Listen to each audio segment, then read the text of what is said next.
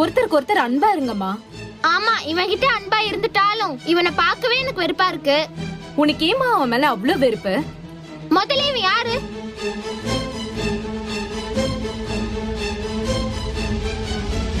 இவன் என் கூட பிறந்தவனா?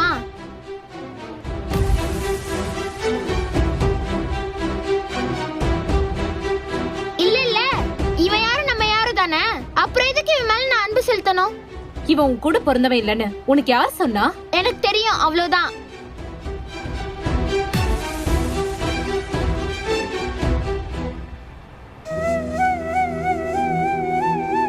நான் உங்க பிள்ளை இல்லையாமா?